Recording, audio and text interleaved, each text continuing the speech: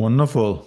So I think we slowly get started. Hello, everyone, to our webinar, How to Find Out Why People Buy. The oldest question in the field of marketing and the most important one, probably. And our webinar today is with a special guest, with Thomas Barta, who will share his wisdom, his experience in the field, and I will have the honor to expand on that. So, um, here is the agenda for today. So, Thomas will start sharing his experience and finding truth and data. And I will then take this and bring it into the field of marketing and share a framework you can follow when you want to, when you are in search for why people buy. And this framework we then take, and I will show 7 cases, really just one slide per case, in order to show how this framework that also uses causal AI uh, is actually can be used in very practical applications in marketing. And we will, of course, do a summary. And we have, I think, two interesting announcements. So you have some goodies at the end. Cool. So let's get started. Happy to introduce Thomas Barta. Yeah, probably the number one name in the field of marketing leadership in the world, international keynote speaker, best-selling author, and trainer of CMOs. Welcome, Thomas. Frank, it's a pleasure to be here. Thanks for having me, and thanks for inviting me to this recording, which I know that a lot of people want to see who can't join today. And let's talk about how to find out how people buy, or why people buy, of course. Yeah, exactly. So, yeah, um, what do you have brought with us today? What kind of experience you made? All right, okay, let's talk about how why I'm here and how this Yeah. all hangs together. So, Frank, thanks. I've done numerous studies to try and figure out why people do things, how they buy, why they behave in the way they behave. And for books that I do, I tend to normally try to figure out why people are successful. It's all a similar type of thing. You're trying to figure out what drives what is really important, what is not. And I've done decades of research as a marketer myself, all sorts of surveys, qualitative, quantitative, methodology A, B, C, D.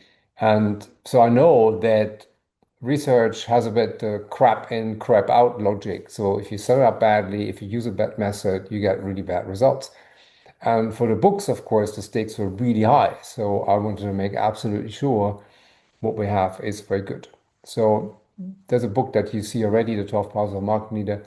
It's a very large study, and this is when I met Frank for the first time. We worked on this. He used his neural network to help us try and figure out what matters. And 10 years after the book's out, and 10 years after lots of people pushed against this, nobody found a hole. And that means it was a very good analysis. And I thank you for that. So I'm working on a new piece. And if you just flip to the next page, Frank, so I only have 4 slides, it's going to be quite simple.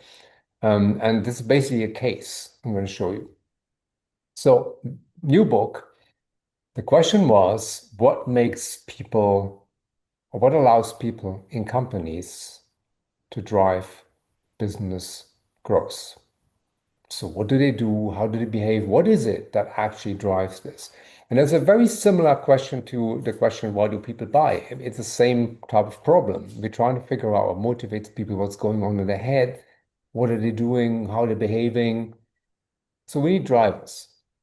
So what do you do when you are launching a new large book, global, international, with lots of people viewing, you, of course, go to a top-rated marketing research agency and ask them to do the work with you. So if you flip to the next page, so we basically, yeah, it's that survey that many people in marketing do. So what we did was a global study.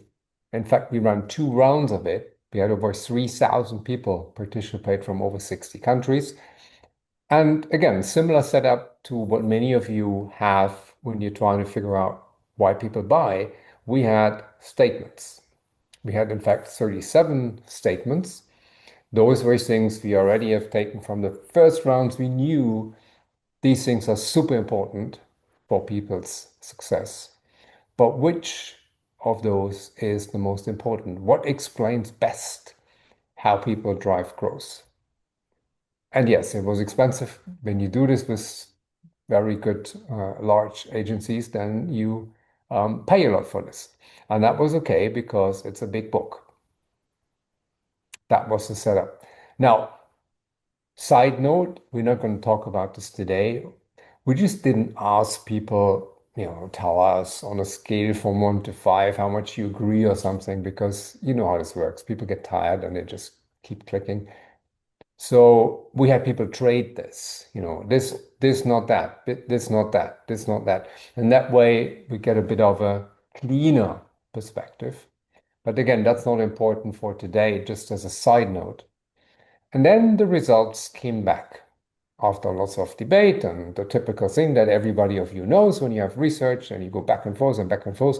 And finally, the big result came back, presented in Excel and in PowerPoint, glossy and beautiful. And here it was.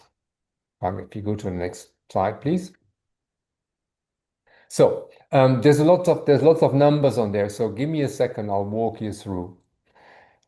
So this was basically a ranking of what explains why people drive growth. And we don't have to go through all of these statements, but for example, the first statement, I read it out, we can't read it, it's probably too small on the screen, says, inspires others to overcome limits with an exciting vision. So that was the number one statement, the most important thing for how people drive growth in the business. And then there was a long list of more statements. But to the right side, if you summarize all of this and you try to create this personality, this like person that does it all. So clearly you come to a number of attributes. The first is visionary. Obviously, that person needs to have a vision. That seems to be the most important thing. They also have to be an expert. There are some statements that explain that. They have to be ready to compromise, which is interesting, and that came out quite high. They have to be focused on what matters, obviously. They have to be resilient, and they have to be reserved. In fact, there was a particular statement for that, prefers to keep personal matters private. Came out quite high. That's obviously important. So that's it. And 99% of people, when they do market research, they'll take this and saying, thank you, we've done the research, here are the results, this is what it is, let's spread the word. But I got suspicious because I felt, well, wait a minute. So are we saying the most important thing for people who drive growth is that they have a vision? Maybe it's just really high.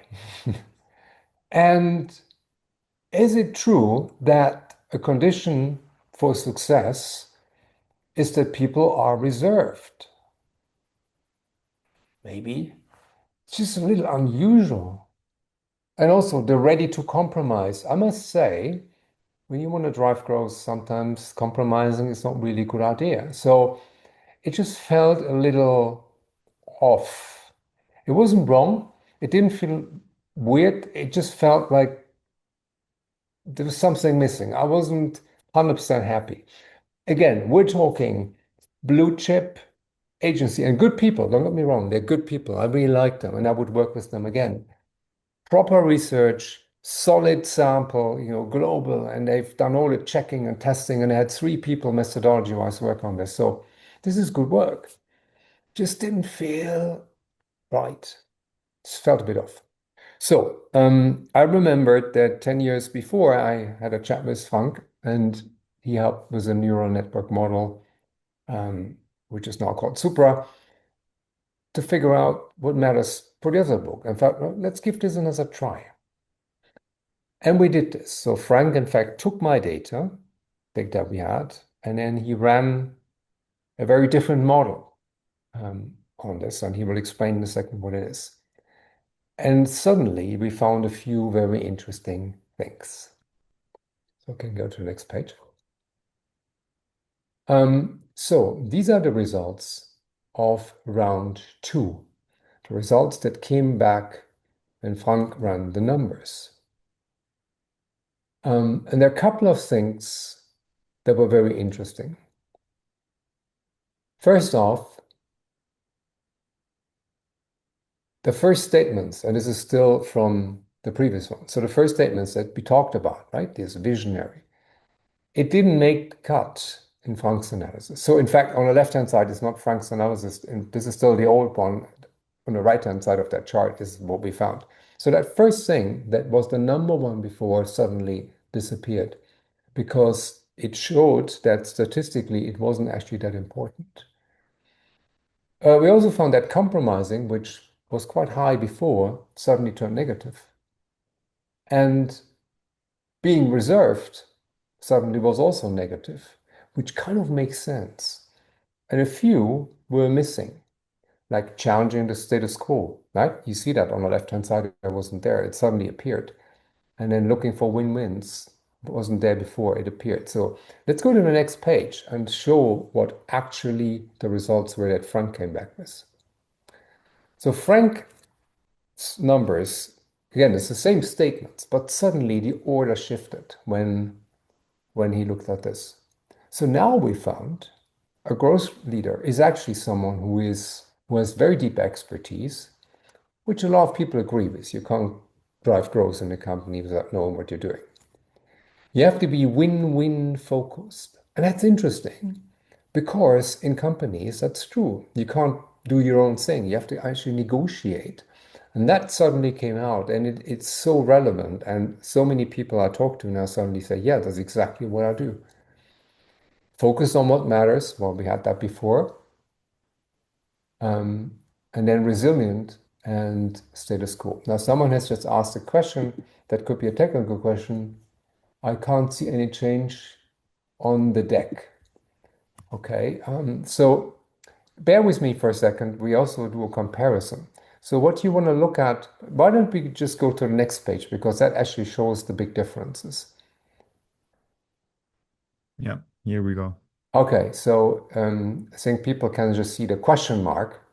So maybe the system is actually quite slow right now. So if you can't see the slide I'm talking about, just listen to me. That's okay. And it could be that the system needs to catch up. So here is what we saw. The previous personality that we saw described in the old statistics. Oh, now my chart is gone, so I only see a Yeah, black one we're now. just sharing again. And that's going to be hard for me to read. So Frank seems to be restarting the document. Just give it a second. So we're all seeing something like a checkered box right now.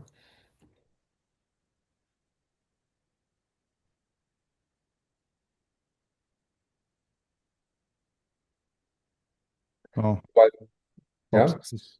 No. okay, there we are. Okay, so I don't know if you can see this, but if you can't see it, just hear me out. So before we had a personality, right? The person who drives growth in an organization that was a visionary, an expert, someone who compromises, focus on what matters, who's resilient and who's very reserved. The new model threw out a different truth. It, yes, agrees that someone has to be an expert, but they have to be win-win focused. And I talk to so many people about this who are in the book, and they say, yeah, that's exactly what I do. I have to negotiate all day. That's really important. They still have to be focused on what matters, like in the old model, in the first model. That's correct. They also have to be resilient. But you know what? They also have to challenge the status quo. And that is so crucially important. And again, I spoke to so many people who are in the book, some of the top leaders whose names you will, when the book comes out, you will easily recognize because they're very known personalities. And they say, yeah, that is what I do. I do challenge the status quo. So, what happened is by looking at the data in a new way, by deploying a method that is a neural network model that really tries to dig and find these drivers, we suddenly get very different priorities in what people need to do. And not only did it fit way better to what people told in their stories, it also shows how important it is to get the message right. And as I said before, I didn't use some unknown small company before, some agency that nobody knows that are, using black boxes. I used a blue chip, very known, big name in research who did definitely good work, but very clearly the truth in the end looked different. And I call it truth, and that's the last point I want to make, because the best way to find out if the results matter is to talk to the people who are actually doing it, who are succeeding in a way that we try to predict. And they suddenly say, yeah, that's me. So that was my experience the second time around using a model that is much better at trying to dig out what happens. And I think it's going to make a huge difference for the many people who will read the book. Thank you, Frank, for letting me explain this. And I think people are very keen to hear how this all actually works. Yeah, thank you, Thomas. Very actual, very concrete. So yeah, I would like to take this into the world of marketing and basically start with a framework how to start because it's you have seen we used a methodology called supracausal AI, yeah, which runs on AI and neural networks.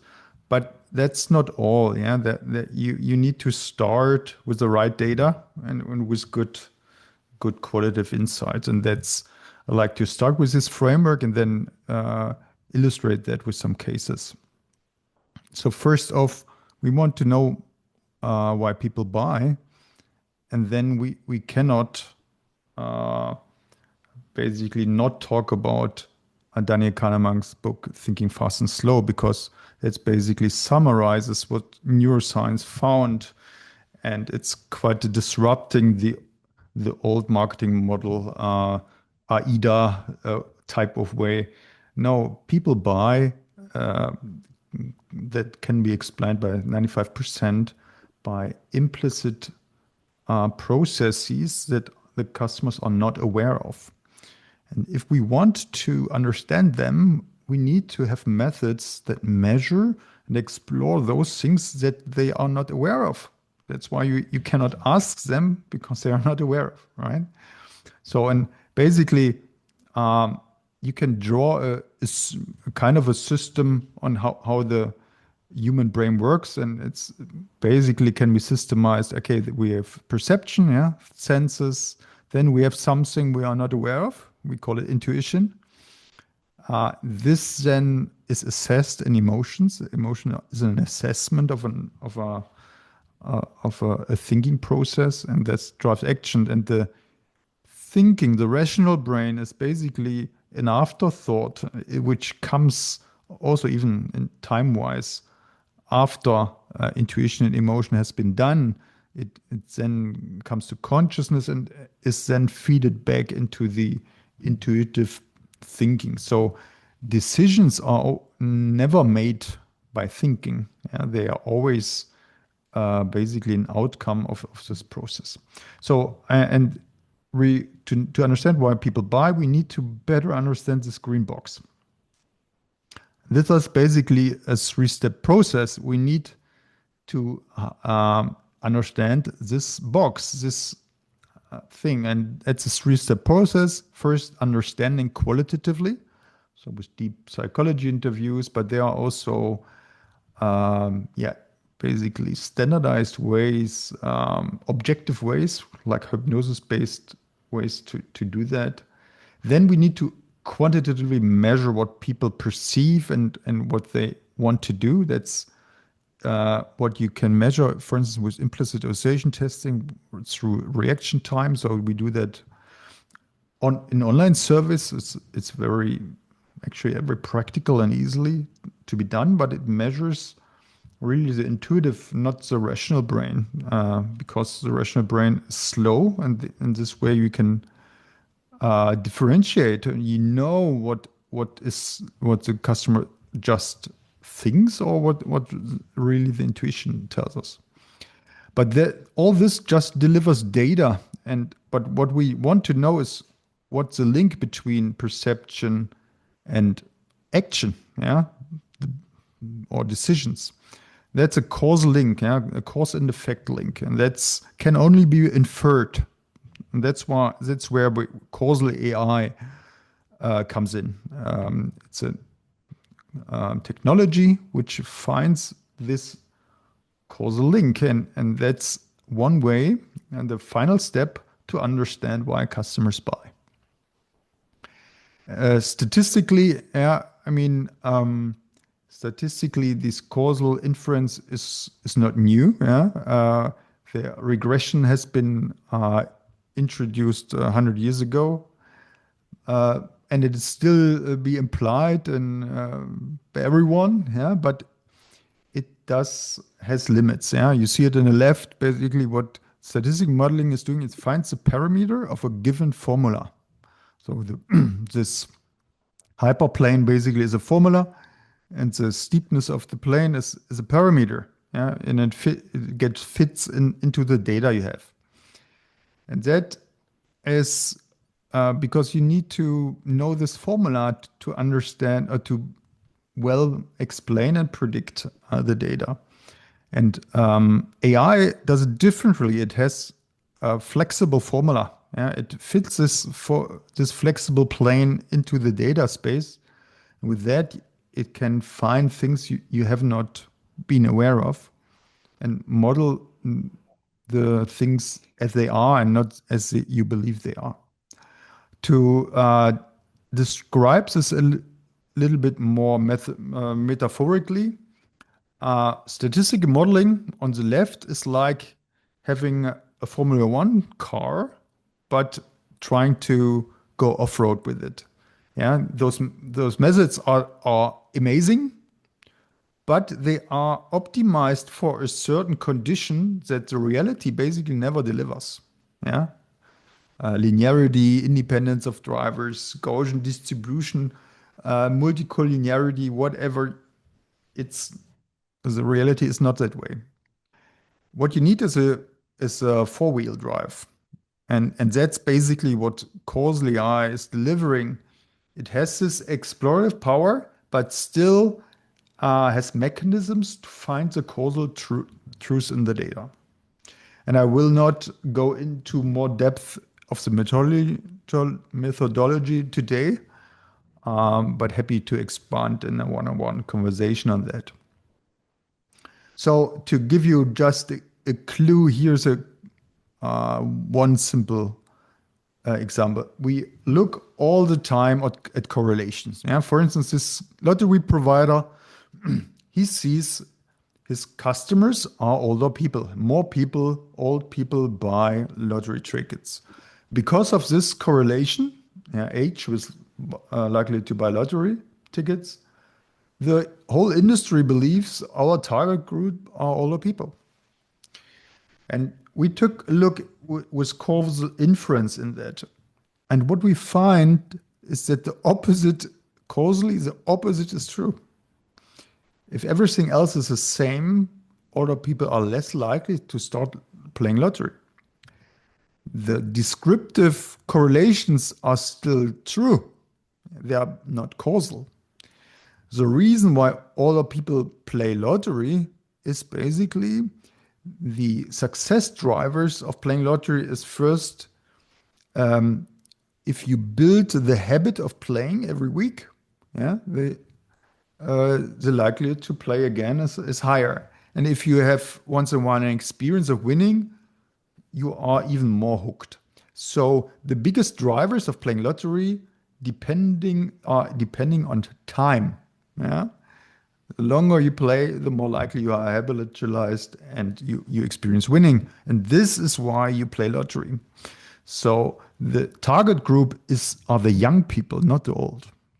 And Frank, can I just on this one, right? I mean, for those of you who probably are not so familiar with methodologies and the things that Frank just explained, what you get, and every time I work with Frank, I get something like this. So you basically, it shows how everything is kind of connected. Yeah. And so this connects with this connects with this drives this. So you almost see this whole net of how everything hangs together. And because he can figure that out, sometimes something that comes up very high in another research suddenly becomes really low because it actually just informs a few things rather than being important itself. So when you do this type of research, you get better answers. You also get a few more things to look at, which could be very interesting, for example, like what Frank just explained. Exactly. And this is just an example from many other. For instance, and for NGO, we worked on a similar model and found, yeah, old people are donating, but actually the age is not causally explaining why they are donating. The reason why people donate is because they have saved some money. And if you're older, you have saved more money. Yeah, that's why it's correlating, but it's not causing it. And all those afterwards pretty reasonable findings are just available if you do the full exercise. So let me jump through seven very little case studies to just give you some feeling that the question, yeah, why people buy and the question, what's driving success, can be applied basically in any important marketing question. Case number one is T-Mobile USA when they repositioned themselves in 2013. Uh, they were quite successful. Yeah, and did a new positioning. They eliminated contract terms, did a flat pricing, put even iPhone on top. Everything was kind of innovative. But basically, internally, there was a big debate. What was the cause of the success? Because there were at least four different hypotheses why it is. And this was so important to answer because all what they have done was easy to copy, right? So we run a causal AI exercise and found that the positioning as a Robin Hood, changing wireless for the better, is the direct reason. All product changes are not the direct reason. They are the reason why people believed the positioning. And this now was super important because now the company said, we need to reason why our positioning to continue to grow. And that's why they invented every quarter or every half year a new move, a new feature, which was reasoning this positioning, like global roaming for free or so. Yeah, that's worked wonders. You know the case. They 4x revenue and are highly profitable and so forth. So it's important to understand why you even are successful, not just why you're not. Another case, Apple Vision Pro launched this. Launched this Apple Vision Pro, and we analyzed what's driving adoption. Yeah, So and we did here a market research with implicit uh, association testing, where we really understand first off is the likely to buy at a certain price, but then also how is the product perceived in all those product features. So, and what we found is basically also an explanation why this launch was not so successful. Because you see on the x-axis the lever, what's basically the outcome of causal AI. We found the number one driver of adoption is to believe that the intuitive control with eyes and gestures and voice is really working. Yeah, because that's you don't have a keyboard anymore, right? You just have this intuitive control. And you see in the performance axis, y-axis, that people didn't believe it. Yeah, so they may click yes, but very slow. Yeah, so the intuitive response, their intuition told, uh, "I'm not sure if this is working." Yeah, and that's also very believable because that's a so innovative feature. You really need to experience that, or you need to make much more efforts to make people believe that it's working. So for product innovation, very important. What drives uh, adoption? Communication. Yeah. So nowadays everyone does even ads with generative AI, and it looks beautiful. But the question is it working? So with causal AI, we can find out. Yeah, we can present different kind of pictures or the brand. Here we analyzed on the brand archetypes how are different brands perceived and how likely are the customers to choose this brand. And we found a certain profile. One of the key drivers were the explorer archetype. So now we know exactly how to prompt the AI to produce powerful pictures. We then did it in a social exercise where we basically run A/B testing on different generated ads and found an uplift by a causal AI, generative AI generated ads of 18% in purchase intention. So even generative AI needs causal AI. It needs an understanding what really drives purchase. Here at distribution, the chocolate brand Lederach has lots of branches and sells its chocolate, and many companies who have stores, they try to, of course, manage those stores and find the underperformer and overperformer. And then you take the data and say, oh, those ones, they sell a lot and those sell not so much.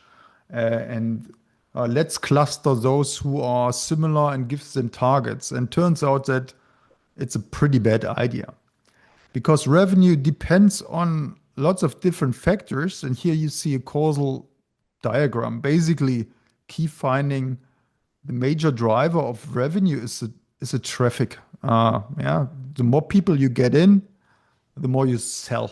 Yeah, so conversion or upselling things are secondary. There are levers, but the key thing is to drive the traffic. And the traffic is, of course, depends on is it a tourist region? Where is it? Where is the store?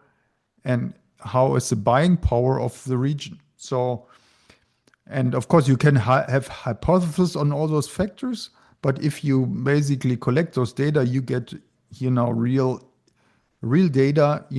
Okay, where you need to look at that driving traffic is your number one priority. And actually, you can compute a target for an individual target for each branch using this model. Another case on sales conversion upsell. And we use causal AI to optimize the design of a mailing. So this is an NGO, yeah, which sends millions of letters every year to ask for donation. And they do it since decades with A/B testing.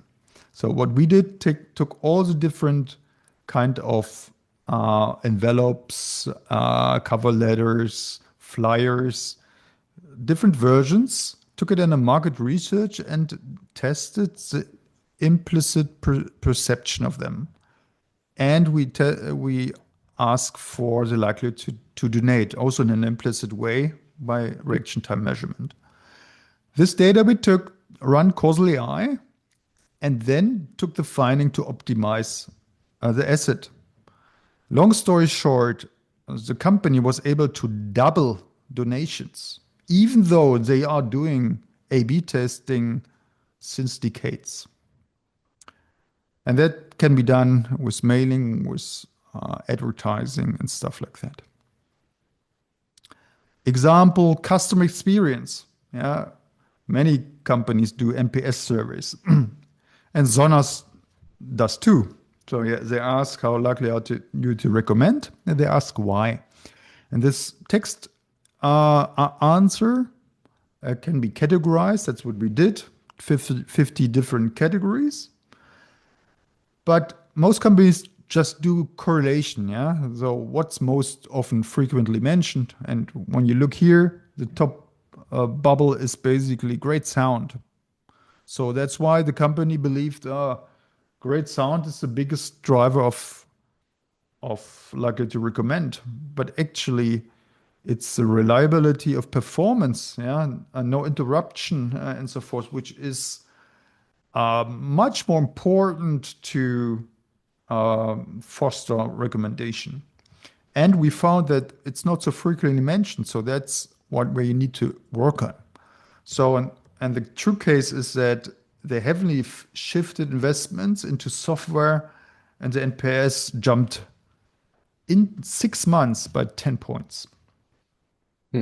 That's already 6-7 years ago, because the company did some mistakes a few years ago, where they fired all people who learned about this, and they rebuilt their new app where everything was much worse than before, and they lost a lot of customers and a big scandal. Some of you may have seen that. That's where we don't have the people anymore who had this wisdom back then.